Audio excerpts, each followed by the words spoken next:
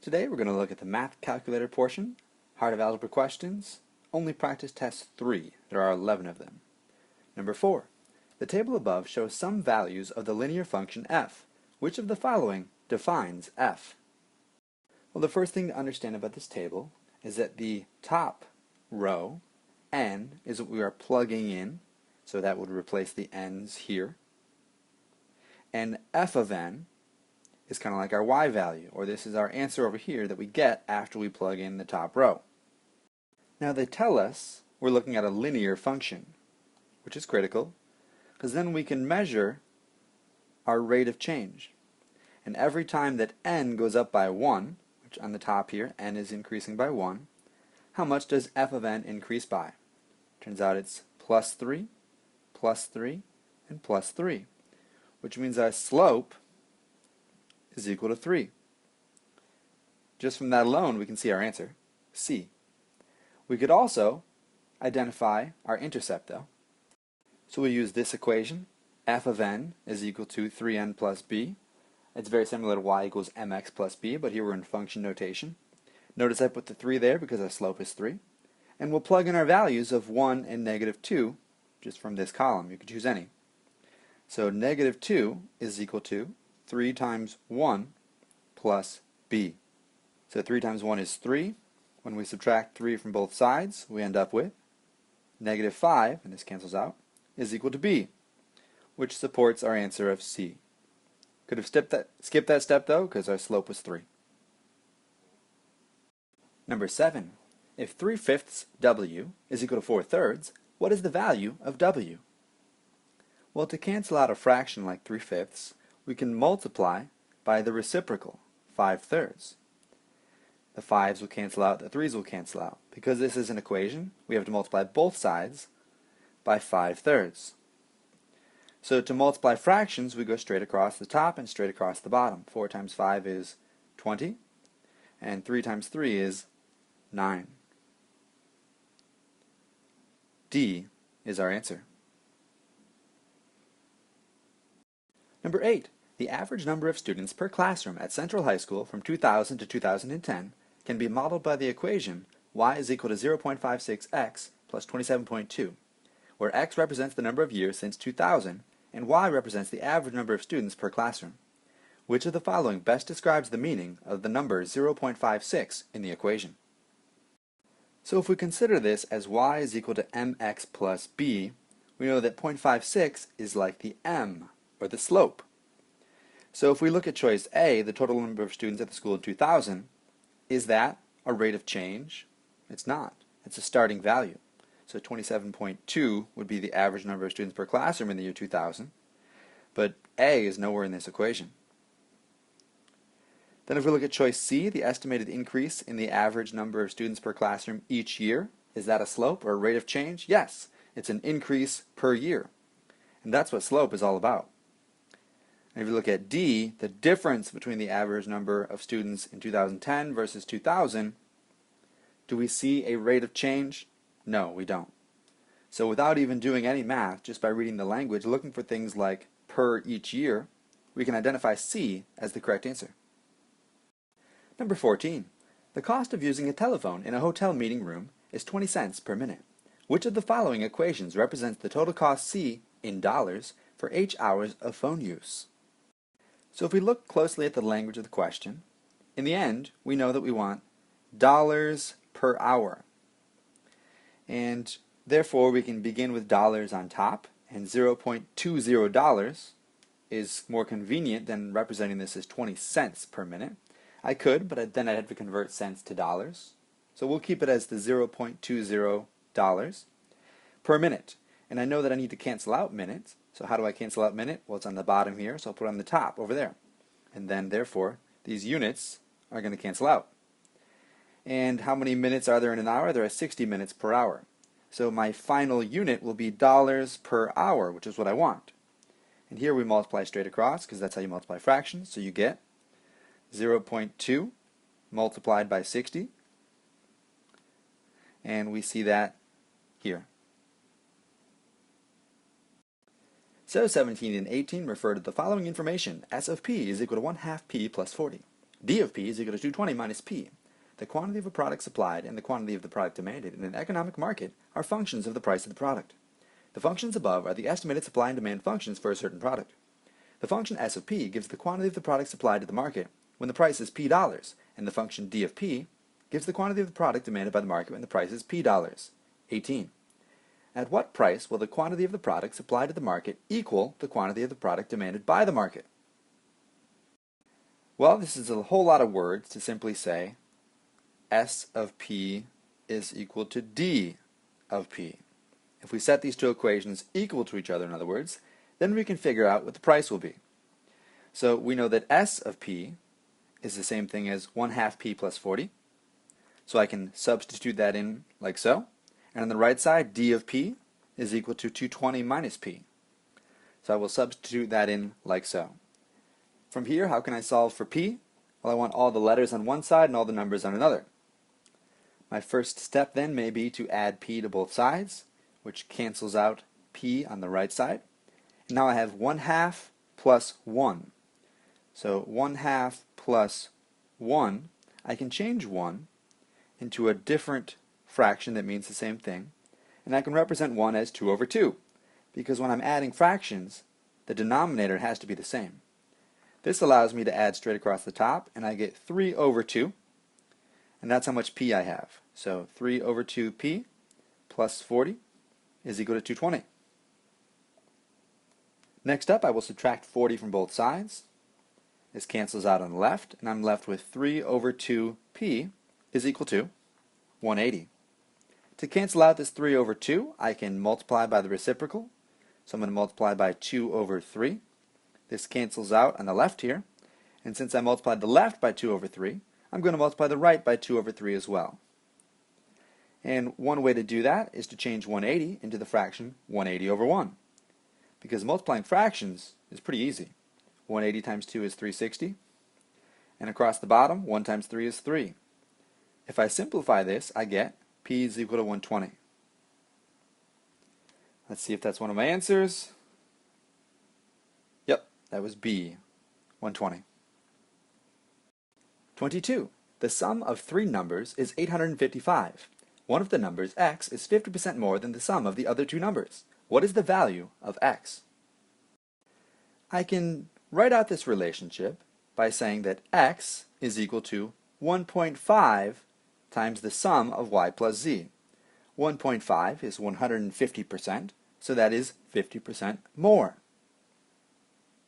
So if I consider my original idea that the sum of these three numbers is 855, I can substitute for y plus z if I solve this equation for y plus z. To do so, I'm going to divide both sides by 1.5. On the right, the 1.5s cancel out, and I'm left with x divided by 1/2, or 1.5, excuse me, is equal to y plus z. So I can substitute for y plus z what y plus z is equal to. And this gives me the equation that x plus x divided by 1.5 is equal to 855. Now you may want to simplify this dividing by 1.5, and to do so we can multiply the top and the bottom by 2, and this gives us x plus 2x over 3 is equal to 855. And if we remember how to add fractions, we can consider this 1x as a 3 over 3x. So we are adding 3/3 plus 2/3, and we get 5/3. X is equal to 855. To cancel out this coefficient of 5/3, we're going to multiply by 3/5. Because 3 and 3 cancel out, 5 and 5 cancel out. So over here on the right, we can change this to 855 over 1, and we'll multiply it by 3/5. If I multiply straight across, this gives me 2,565 divided by 5. If I simplify that, I get 513. Jumping back to my answers, B. 24. Mr. Cole has a beaker containing n milliliters of solution to distribute to the students in his chemistry class. If he gives each student 3 milliliters of solution, he will have 5 milliliters left over. In order to give each student 4 milliliters of solution, he will need an additional 21 milliliters. how many students are in the class. So we're going to build two equations, and we look for words like each to help identify slopes. So each student 3, that's going to give us 3x and 5 left over. So we'll say 3x plus 5. And we know that we're identifying n milliliters of solution, so we'll say n is equal to all of this.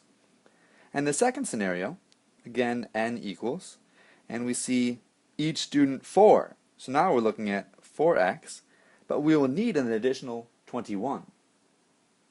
So in other words, we are 21 milliliters short. So we can write this as minus 21. So for a system like this, where we have 1n on the left twice, we can simply substitute this equation for n here, or set the 2 on the right equal to each other. So I rewrite it as 3x plus 5 is equal to 4x minus 21. Let's subtract 3x from both sides. On the left it cancels out, and I have 5 is equal to x minus 21. I'll add 21 to both sides. 26 is equal to x. So that was D.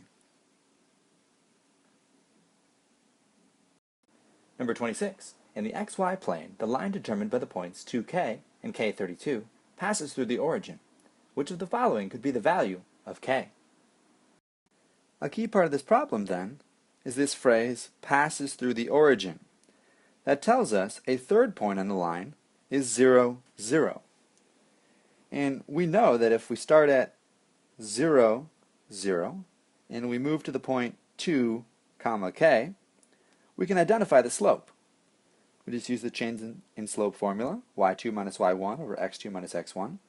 And it turns out that our slope is going to be k over 2. Let's try this with our other point, k32.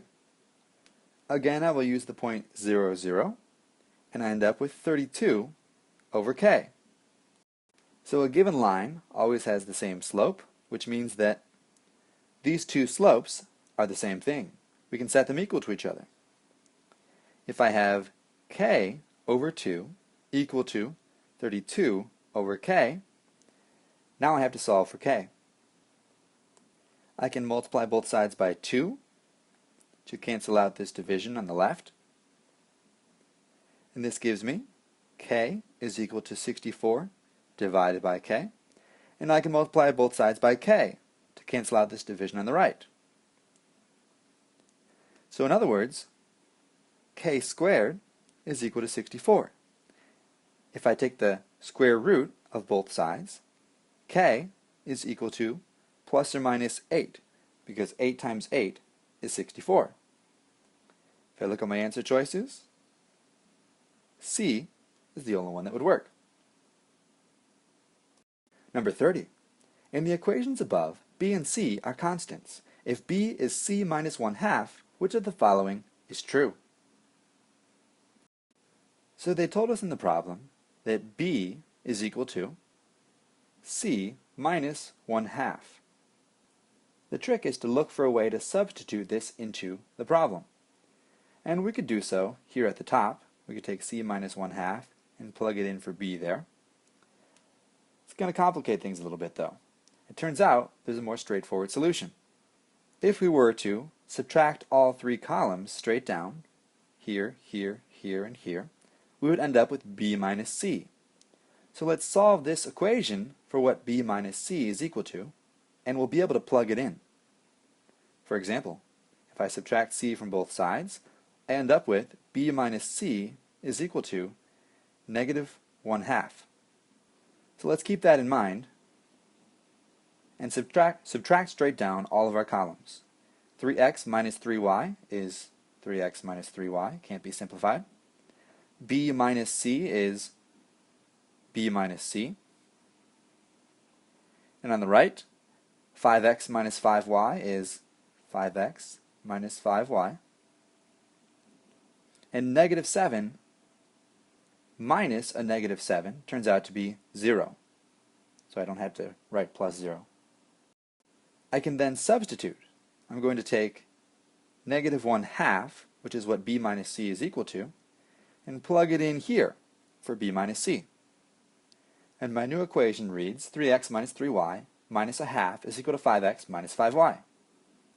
Well, if you remember the original answer choices, they all read x is y minus something, or x is y plus something.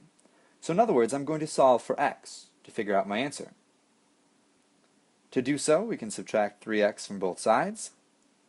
This cancels out, and we're left with negative 3y minus 1 half is equal to 2x minus 5y. Then I can add 5y to both sides, canceling this out. And this leaves me with 2y minus 1 half is equal to 2x. If I want to cancel out this 2, I can divide all of the terms by 2. And I'm left with, as the 2's cancel out, x is equal to, 2's cancel out, y. And how do I take negative 1 half divided by 2? Well, one trick, instead of taking negative 1 half divided by 2 over 1, which is the same thing as 2, I can multiply by the reciprocal. And this allows me to simply multiply straight across. Negative 1 times 1 is a negative 1. 2 times 2 is a 4. So my answer becomes y minus 1/4 is equal to x. If I look back at my answer choices, A is correct. Number 31. Tickets for a school talent show cost $2 for students and $3 for adults. If Chris spends at least $11 but no more than $14 on X student tickets and 1 adult ticket, what is one possible value of X? As I start to write my equation, I might write 2s plus 3a, using $2 per student, S represents student, and $3 times A for adults. However, they only told us 1 adult ticket, so we know that A is going to be equal to 1. So I don't need to include it.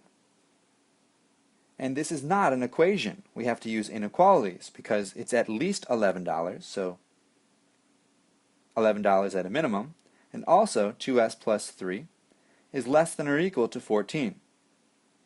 This is a compound inequality, and we can write it like so. We combine the two inequalities into one. And let's subtract 3 from all 3 sides. And we're left with 8 is less than or equal to 2s, which is less than or equal to 11. Then we divide all 3 sides by 2.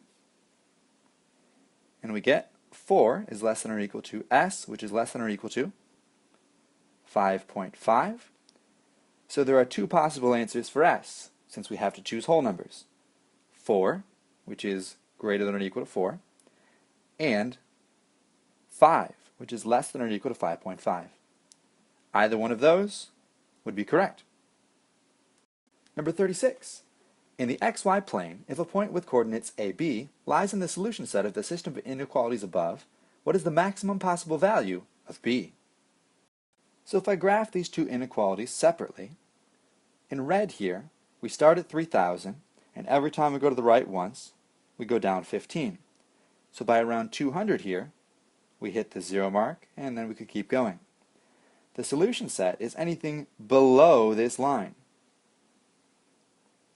For blue, y is also less than or equal to, and this time 5x. So we start here at 0, as there's no intercept, and every time we go to the right once, we go up 5. And the solution set is everything below this blue line. If I superimpose these 2 graphs onto each other, and this is not by any means to scale, the solution set will be everything that is underneath both inequalities. And the maximum point is right here, where they intersect.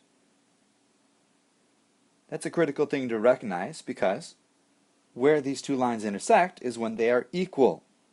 When 5x is equal to negative 15x plus 3,000. So I can solve this for x, and I will have my answer. I'll add 20x to both sides. Rather 15x, getting a little ahead of myself there. And we get 20x is equal to 3,000. We divide both sides by 20, and we get that x is equal to 150. Which is almost useful, because this tells us the x-coordinate of the intersection, or in other words, this tells us the a value, the maximum a value, but we want to know the maximum b value. So to figure that out, we're going to have to plug 150 into either one of these equations. Seems like y is equal to 5x would be a little bit easier. We can replace x with 150, and we get that y is equal to 750. And this is the maximum b value, which is what we need. 150 was the maximum a value. So final answer, 750.